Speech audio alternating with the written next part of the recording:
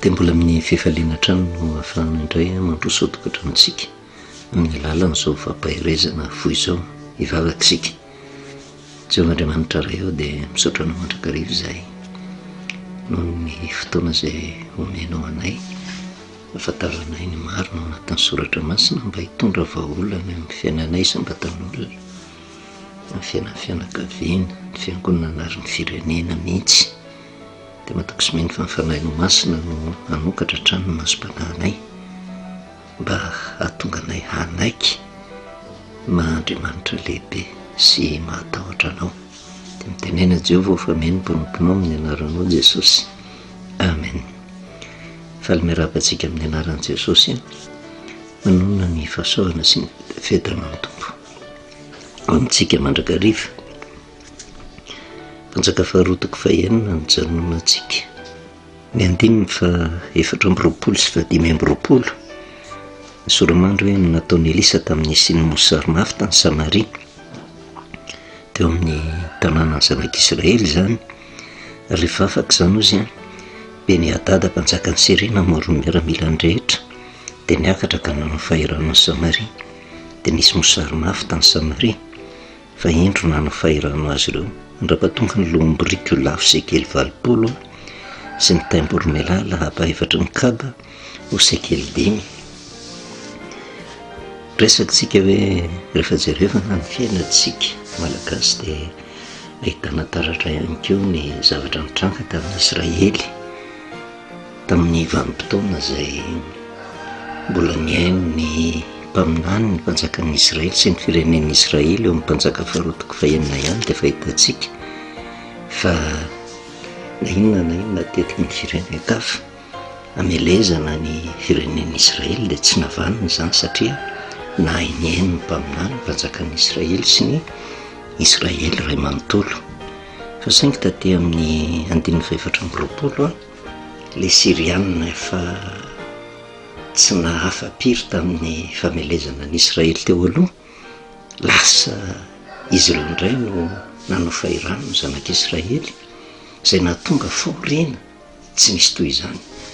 teo amin'ny firenen'ny Israely, satria nisy mosary vokatry ny fankajahan'ny firenen-kafa nanjono zanak'Israely. Ary matetika tsy isika eto amin'ny firenena malagasy ihany fa ny firenena andalam-pandrosoana rehetra azo lazaina fa misy antony atao ny firenen-kafa mambabo ny firenena andalam-pandrosoana, satria ny akamaroan'ny firenena andalam-pandrosoana dia tena manan-karena fa tsy ritin'ny firenen-dehibe. Anika ataony daholo izay fomba rehetra tena anandevozana no domeny fahaleovan-tena, kanefa mbola izy ihany no mitantana. Ny zavatra nitranga tamin'ny zanak'Israely dia toraka izany koa, satria tena mosarena fahoriana tsy nisy toy izany zavatra nitranga tamin'ny firenen'ny Israely vokatry ny afitsoko ny firenen-kafa dia ny Sirianina. Kanefa raha mijery ny mpanjaka faharotoko fahaenina manomboka eo amin'ny 420 ka hatramin'ny 7 ray manontolo tsy dia naharitra izay ilay fahoriana ny anjady tamin'ny Israely izay, fa nisy lalana izay nahafahan'izy ireo niala tamin'ny fangajan'ny Sirianina. Ary anisan'ny tantara mahafinaritra izay manome toky atsika fa ny fahoriana mianjady amintsika raha ohatra metehitra amin'Andriamanitra dia mahita lalana fon'Andriamanitra mba hitondrana vahaolana, famonjena ho antsika tsiraray avy. Raha mijery ny toe-javatra mitranga ao amin'ny mpanjaka faharoa dia tena ao anatin'ny fahoriana mafy ny Israely. Raha vakitsika fotsiny ny 420 ka hatramin'ny 720 ahitantsika n'izany hoe manaonja ny fahoriana tsiroma tamin'ny anjady tamin'ny Israely izany.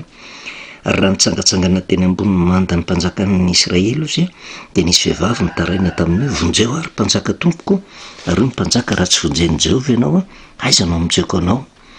amin'ny famonona va sa ny famihazam-boloboka. Ary io koa ny mpanjaka taminy inona ary no alahilonao, ary raha vehivavy namaly hoe hoy ity vehivavy ity tamiko, aiza ny zanakao ho antsika anio ary ny zanako kosa ho antsika raha pitso, ka dia nandrahonay ny zanako ka no haninay ary noho ny apitso dia hoy izao taminy aiza koa ny zanakao mba ho antsika akanjo na feno ny zanany. Ary no nandre ny tenin'ny vehivavy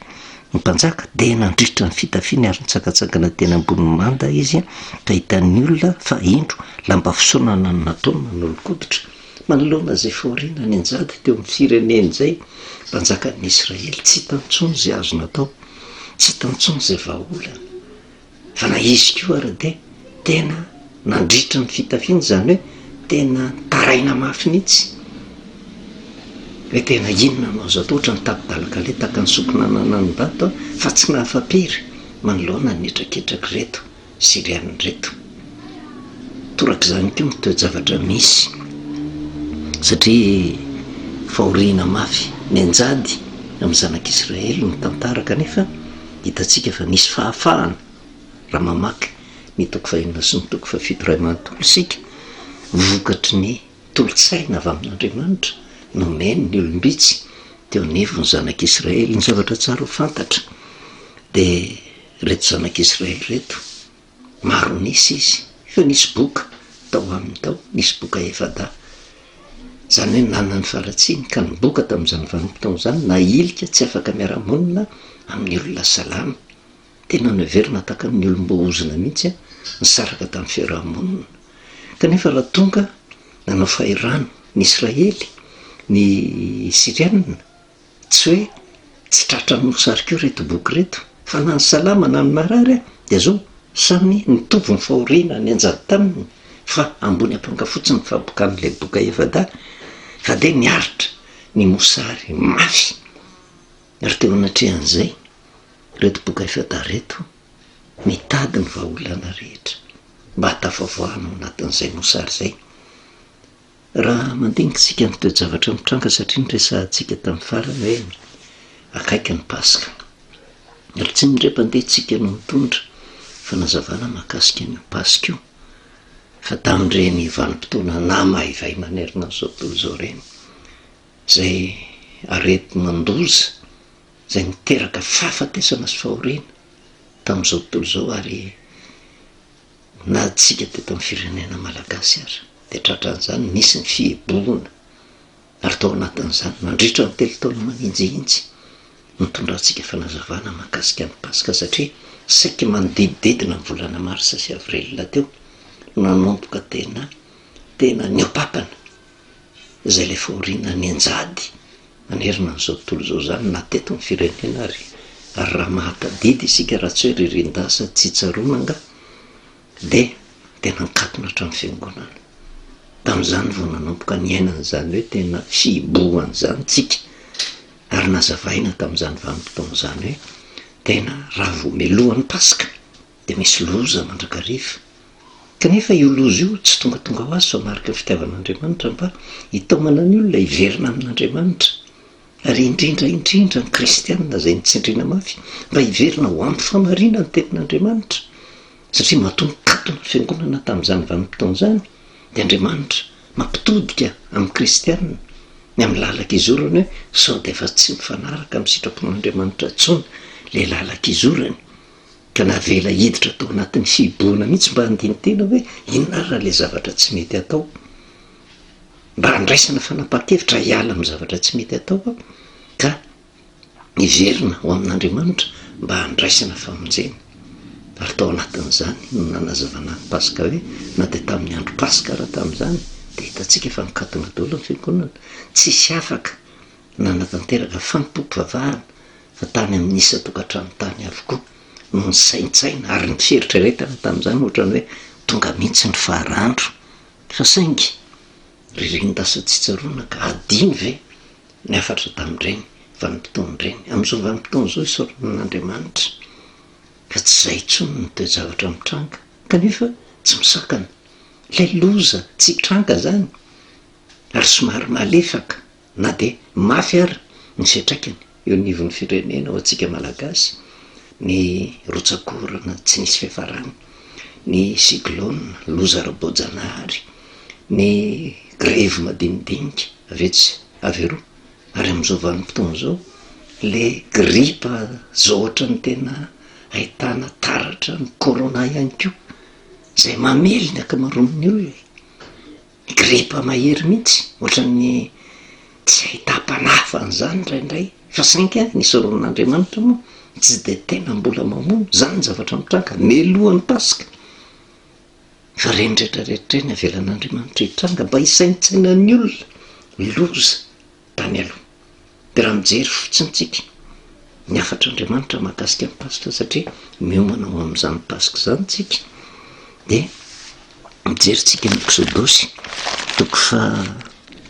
12 exodosy toko fa 12 de zao no afatra de ny andininy fa voalohany ka hatramin'ny andininy fa enina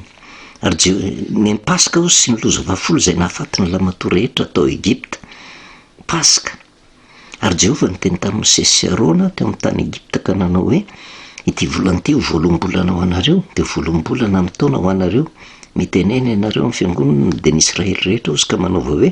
amin'ny andro 10 amin'ity volana ity de ka samiaka zanak'ondry ray avy izy rehetra araka ny fianakaviany de zanak'ondry ray avy ho an'ny isa-trano ary raha vitsy loatra ny ray trano ka tsy mahalala ny zanak'ondry ray de oka izy zay namany mifanakaiky trano aminy aka arak'izay isan'ny olona rehetra samy arak'izay tokony ho laniny avy no anysanareo zanak'ondry tsy misy klemos de laha zay ray taona no alainareo amin'ny ondry na amin'ny osisy ary ho tehirizinareo izy hatramin'ny andro fa 7 amin'ity volana ity de amono azy amin'ny ariva ny fiangonana ozy de ny zanak'Israely de rehefa tena jerevantsika ery amin'ny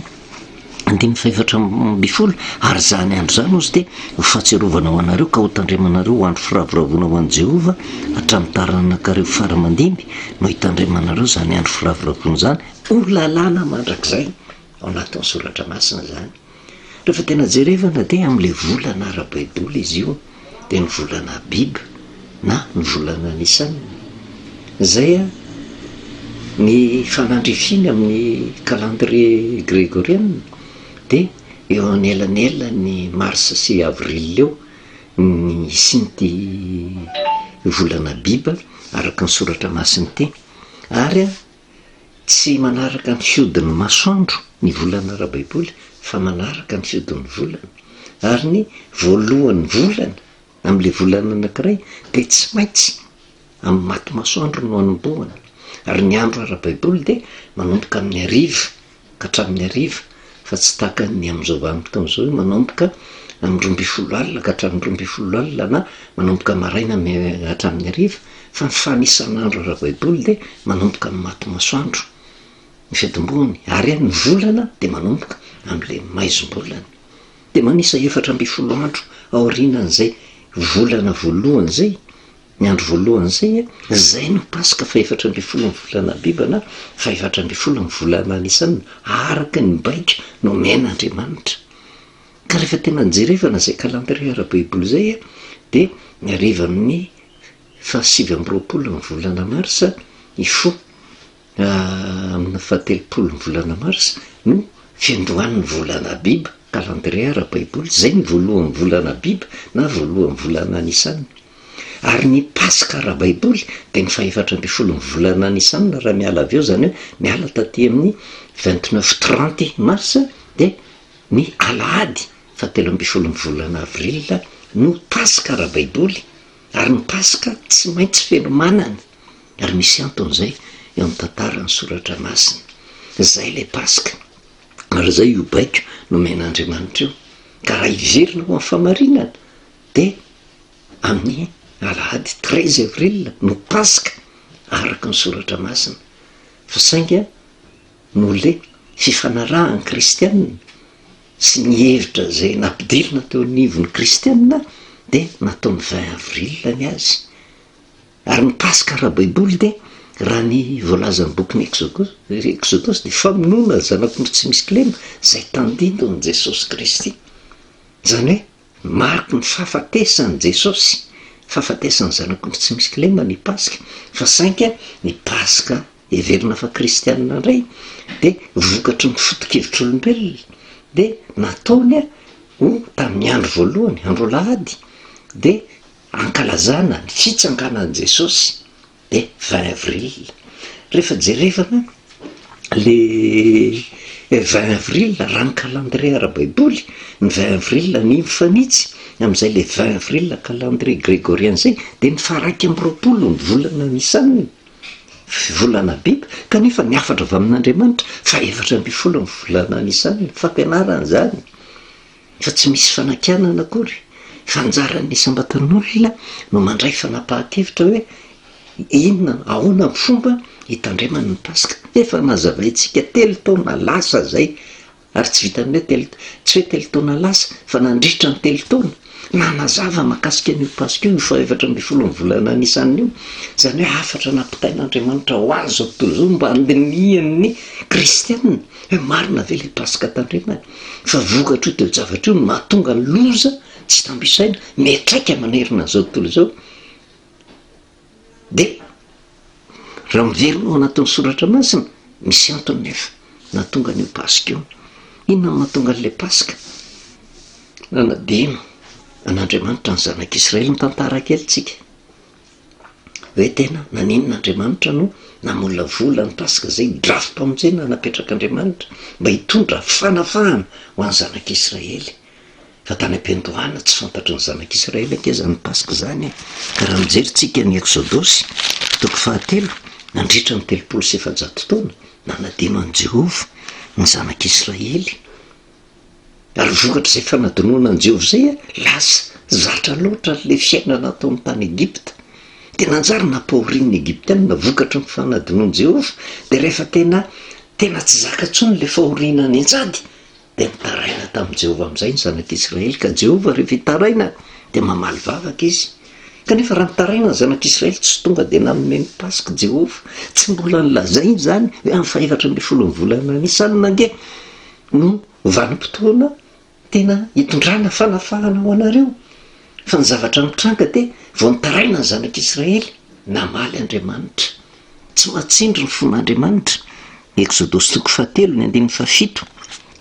ka hatramin'ny 7 ary hoy Jehova efa hitako tokoa ny fahorian'ny oloko izay any Egipta ozy rehefa reko ny fitaraina noho ny ataony ny mpampiasa azy eny fantatro ny alaheliny de efa nidina izao hamonjy azy amin'ny tanan'ny Egiptianina ka hitondra azy hiakatra hiala amin'izany tany zany ho any amin'ny tany soso sy malalaka de any amin'izay tany tondra-dronono sy tantely ary any amin'ny tany Kananita sy ny Hetita sy ny Amorita sy ny Perizita sy ny Evita ary ny Jebosita. Ary ankehitriny indro ny fitarainany zanak'Israely ozy de famby aty amiko sady efa hitako koa ny fahoriany zay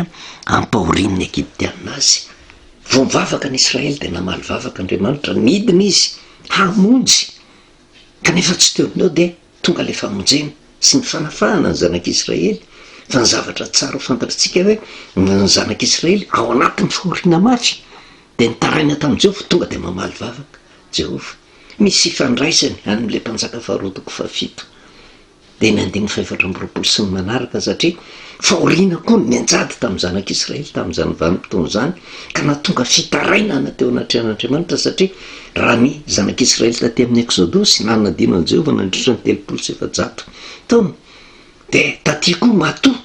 ny zanak'Israely tratra ny fahirana de vokatra ny tsy fihenoantsony ny mpaminany zay niteny tamin'ny anaran'i Jehova de nanjary tonga ny firenen-kafa nambabo azy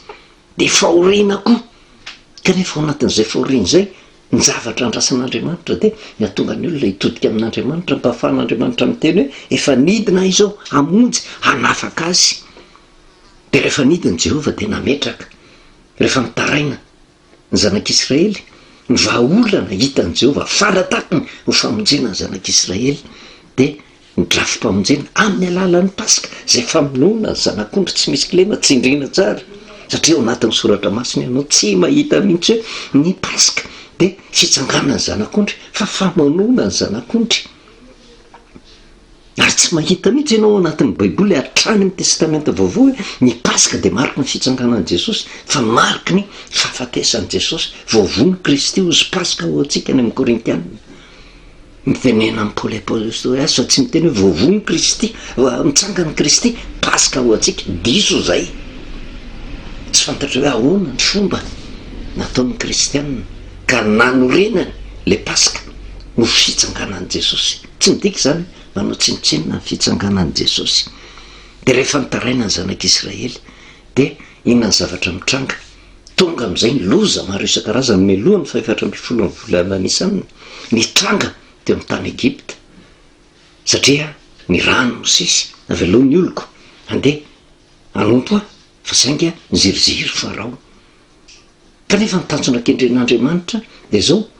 vao mitaraina ny zanak'Israely de hidiny Jehova monjy fa niampafantatra maizy an'Andriamanitra ho an'ny zanak'Israely tena misy zany Andriamanitra zany kanefa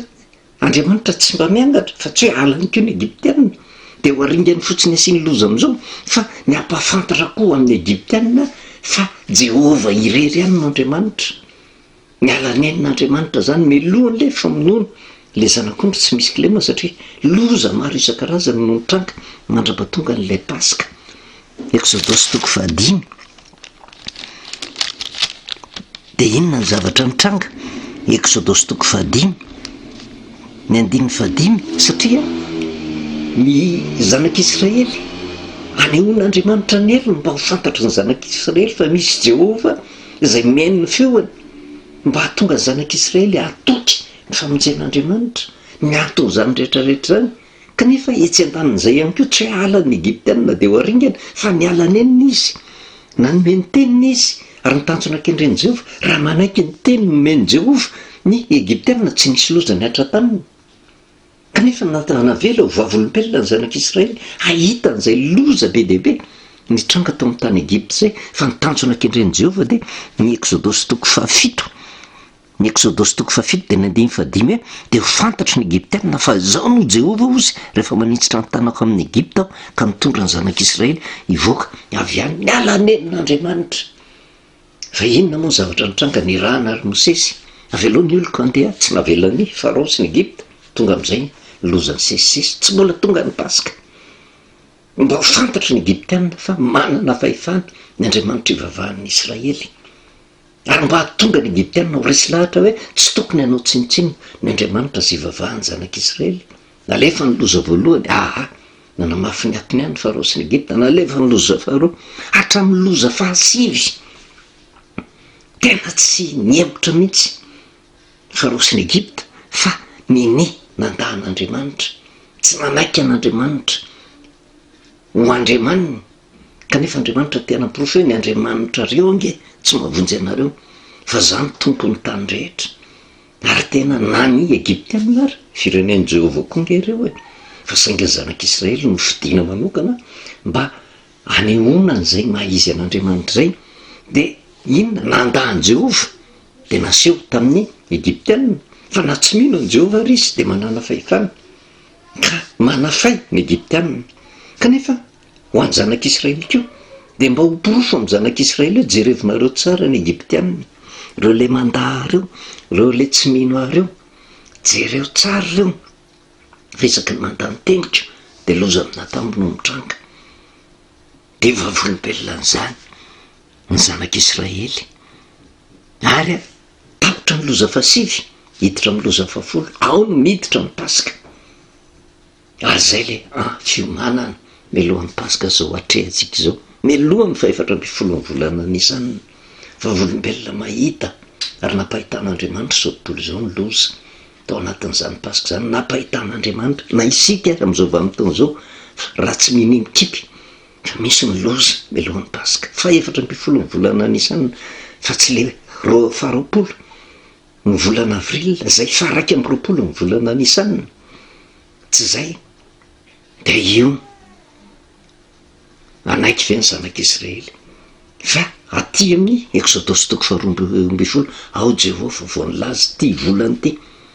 voaloham-bolana ho anareo amin'ny taona ary amin'ny 14 volana eo no Paska famonoana ny zanak'ondry tsy misy kilema zany hoe tondra fanafahana ho an'ny zanak'Israely ary mahatonga antsika am'resaka hoe tsy tongatonga ho azy io taona mpanjaka faharoa 7 io ny fahorenany anjady tamin'ny zanak'Israely